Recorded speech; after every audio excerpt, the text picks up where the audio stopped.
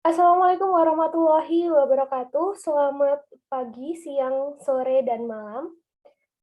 Perkenalkan, nama saya Aprilita Putri Aryana, NPM 19102020274. Kali ini saya akan mempresentasikan proposal saya yang berjudul Proposal Pengembangan Tempat Pariwisata Bukit Tidar. Langsung aja masuk ke latar belakang.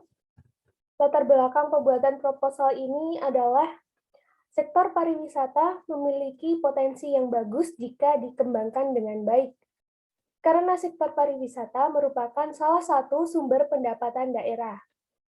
Majunya suatu industri pariwisata pada suatu daerah bergantung pada jumlah wisatawan yang datang. Oleh karena itu, tempat pariwisata haruslah ditunjang dengan peningkatan pemanfaatan daerah tujuan wisata, sehingga industri pariwisata akan berkembang dengan baik. Magelang merupakan kota yang mempunyai daya tarik wisata yang cukup bagus karena Magelang mempunyai banyak destinasi-destinasi wisata yang beragam. Salah satunya adalah Bukit Tidar. Bukit Tidar ini menjadi destinasi wisata religi ataupun wisata biasa. Tak hanya menjadi tempat wisata saja, namun tempat wisata Bukit Tidar ini juga merupakan ladang mata pencaharian bagi penduduk sekitar. Oleh sebab itu, saya menulis proposal pengembangan tempat pariwisata Bukit Tidar ini agar dapat mengembangkan dan memaksimalkan tempat wisata Bukit Tidar secara lebih maksimal. Selanjutnya saya akan memperlihatkan foto lokasi tempat wisata Bukit Tidar. Bukit Tidar terletak di Kelurahan Magersari, Kecamatan Magelang Selatan, Kota Magelang, Provinsi Jawa Tengah. Bukit Tidar memiliki ketinggian 503 mdpl. Pada area Bukit Tidar terdapat beberapa makam serta petilasan, diantaranya adalah makam Kiai Semar, makam Syekh Subakir, makam Kiai Sepanjang, dan petilasan Pangeran Purbaya. Setiap makam dan petilasan tersebut tentunya memiliki cerita dan juga sejarah masing-masing yang sangat menarik. Tidak hanya makam dan petilasan saja, di Bukit Tidar juga terdapat Tugu Akmil dan Tugu Sa. Tugu Akmil merupakan apresiasi terhadap perjuangan para taruna Akmil yang telah berlatih di daerah sekitar Bukit Tidar. Sedangkan Tugu Sa memiliki cerita tersendiri yang sudah melekat di masyarakat, yaitu konon katanya Tugu Sa tersebut merupakan Pakune Tanah Jawa atau Paku Pulau Jawa.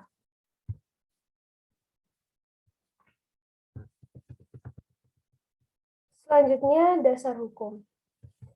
Dasar hukum yang saya gunakan adalah Undang-Undang Nomor 10 Tahun 2009 mengenai kepariwisataan pada bab 4, Pembangunan Kepariwisataan Pasal 6.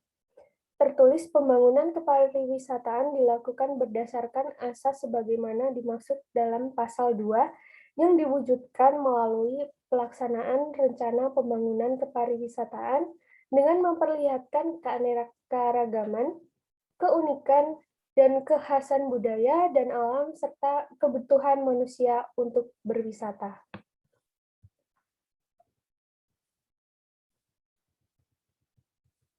Selanjutnya adalah analisis SWOT. Yang pertama, strength, yaitu akses ke lokasi mudah, karena lokasi tempat wisata Bukit Tidar ini terdapat di pinggir jalan raya. Yang kedua, Bukit Tidar memiliki ciri khas yang unik, yaitu dari cerita legendanya.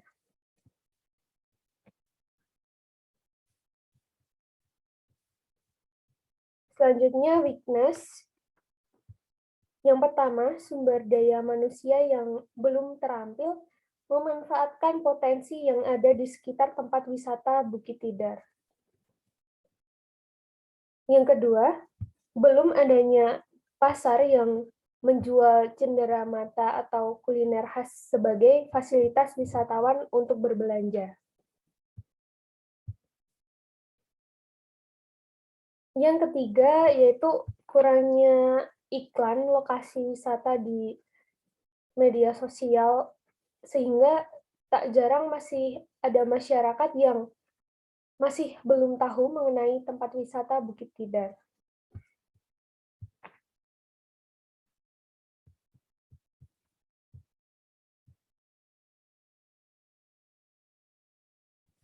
Selanjutnya ada opportunity. Yang pertama, yaitu pengelola wisata dapat mengadakan pelatihan, misalnya membuat kerajinan atau cenderamata atau makanan khas pada masyarakat sekitar, agar masyarakat sekitar dapat memanfaatkan potensi di sekitar tempat wisata Bukit Tidar secara maksimal. Lalu, yang kedua, dapat membangun pasar oleh-oleh. Selain untuk menambah daya tarik wisata dan juga untuk fasilitas para wisatawan, adanya pasar oleh-oleh juga dapat mensejahterakan masyarakat sekitar tentunya, karena dengan adanya pasar oleh-oleh ini memberikan peluang bagi masyarakat sekitar untuk mencari rezeki. Lalu ada treats. Treats-nya yaitu pengunjung yang masih belum terlalu banyak karena masih kurangnya promosi tempat wisata.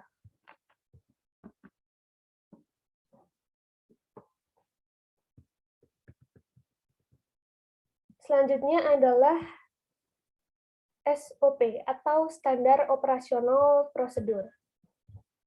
Standar operasional prosedur merupakan salah satu hal yang penting dalam mengelola tempat wisata. Standar operasional prosedur dapat membantu mengelola tempat wisata untuk merealisasikan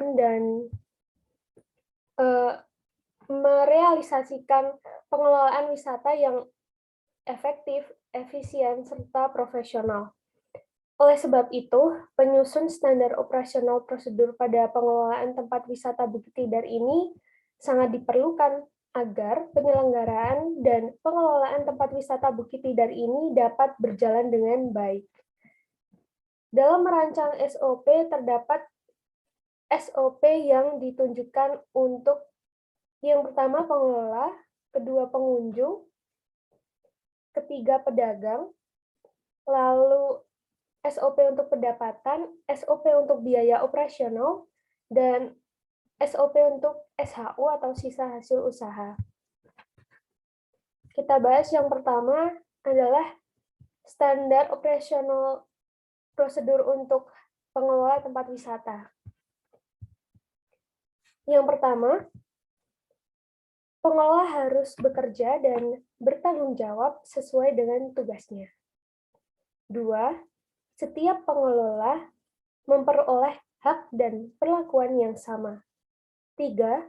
Pengelola wajib menyusun laporan bulanan sesuai job desk. 4.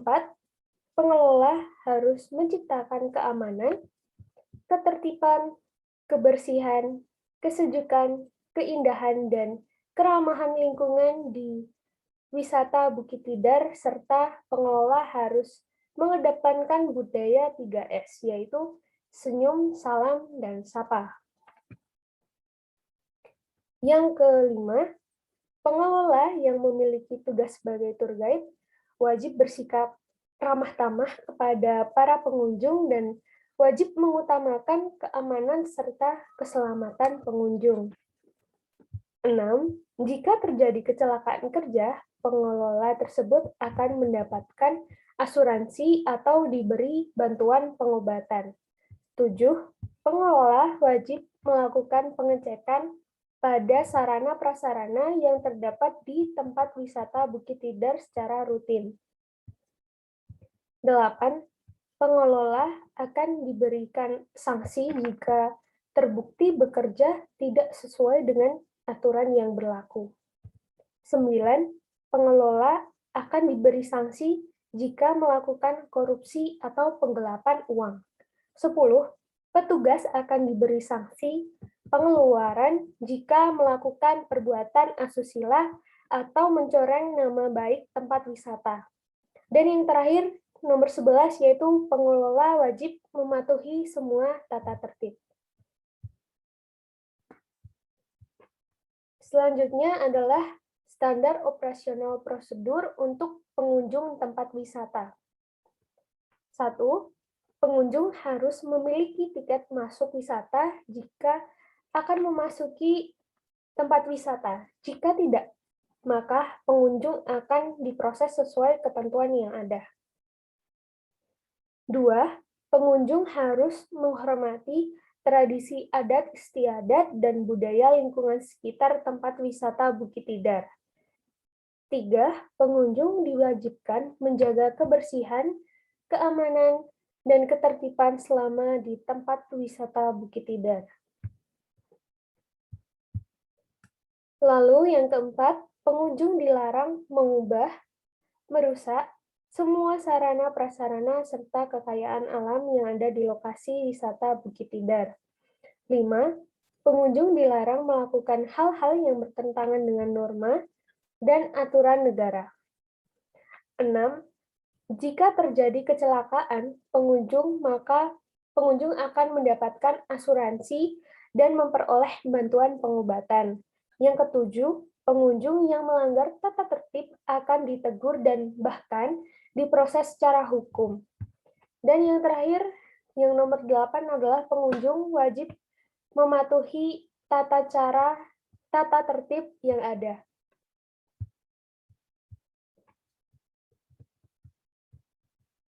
Selanjutnya, standar operasional prosedur untuk pedagang tempat wisata. Yang pertama adalah pedagang diutamakan dari desa sekitar tempat wisata Bukit Tidar. 2.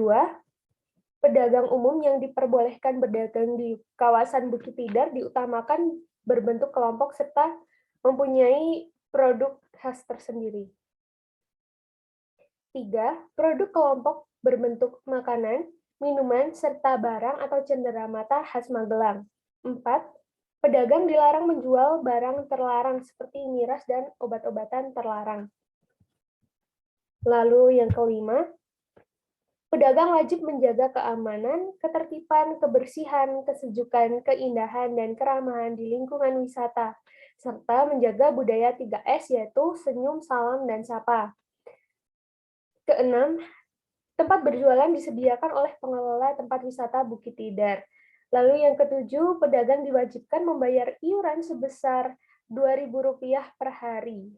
8. Bentuk, modal, dan bahan tempat berjualan ditentukan dan diatur oleh kesepakatan pengelola tempat wisata Bukit Tidar. Yang ke-9, pedagang diwajibkan membayar biaya listrik per bulan atau biaya tambahan lainnya sesuai kesepakatan. 10. Biaya pendaftaran untuk berjualan sebesar Rp100.000.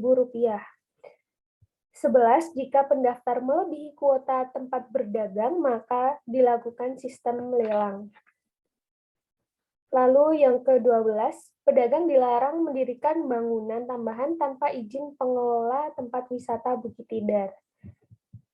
13. Pedagang wajib menjaga kebersihan serta keindahan tempat wisata Bukit Tidar. 14. Pedagang diwajibkan menjaga dan memelihara tempat berdagang. Dan yang terakhir adalah pedagang dilarang merubah, merusak, atau mengganti bahan material bangunan tanpa izin pengelola wisata Bukit Tidar. Selanjutnya adalah standar operasional prosedur untuk pendapatan. Pendapatan penggunaan sarana prasarana tempat parkir dan pendapatan lainnya yang sah dalam pengelolaan wisata merupakan hak pengelola tempat wisata Bukit Tidar. Lalu standar operasional prosedur untuk biaya operasional. 1. Biaya operasional adalah semua pembiayaan yang telah dikeluarkan dalam pengelolaan tempat wisata. 2. Biaya operasional yaitu gaji petugas, biaya listrik, air, alat tulis kantor, pengadaan alat atau sarana prasarana penunjang, biaya kebersihan, event kegiatan, biaya rapat, biaya dokumentasi, dan publikasi serta biaya lainnya yang bersangkutan dengan kegiatan wisata. 3. Biaya operasional dikeluarkan per bulan setelah pengelola tempat wisata mendapatkan laporan dari petugas. Yang terakhir adalah standar operasional prosedur untuk SHU atau sisa hasil usaha. 1. Sisa hasil usaha adalah keseluruhan pendapatan kotor seperti tiket, parkir, pendapatan lainnya yang sah, dikurangi keseluruhan biaya operasional dalam 1 tahun. 2. Minimal 70% dari sisa hasil usaha digunakan untuk pengembangan wisata. Lalu, maksimal 30% dari sisa hasil usaha digunakan untuk pendapatan asli desa, lalu untuk kegiatan sosial dan pemeliharaan lingkungan, serta untuk kas Karang Taruna.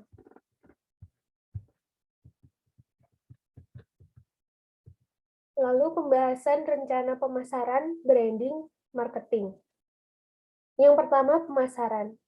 Melengkapi fasilitas yang ada di lokasi wisata Bukit Tidar, salah satunya dengan membangun pasar oleh-oleh khas Magelang untuk menambah daya tarik wisata dan untuk fasilitas para wisatawan yang datang. Yang kedua, branding. Branding merupakan suatu cara untuk mengkomunikasikan identitas unik dari sebuah daerah tujuan wisata dengan membedakan destinasi tersebut dengan kompetitornya. Nah, branding Bukit Tidar ini adalah Pakune Tanah Jawa. Lalu yang ketiga, marketing, yaitu mempromosikan tempat wisata Bukit Tidar di berbagai platform. Selanjutnya ini merupakan SOP monitoring dan evaluasi.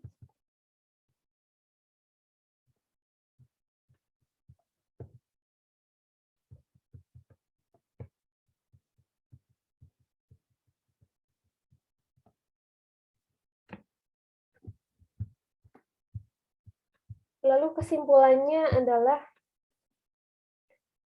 banyak potensi-potensi yang dapat dikembangkan lagi di tempat-tempat wisata di Magelang, seperti halnya di kawasan tempat wisata Bukit Tidar.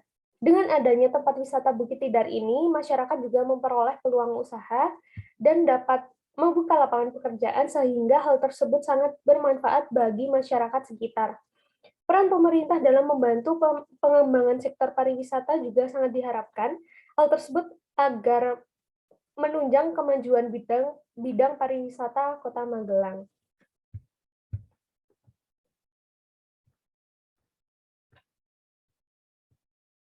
Nah, sekian presentasi dari saya.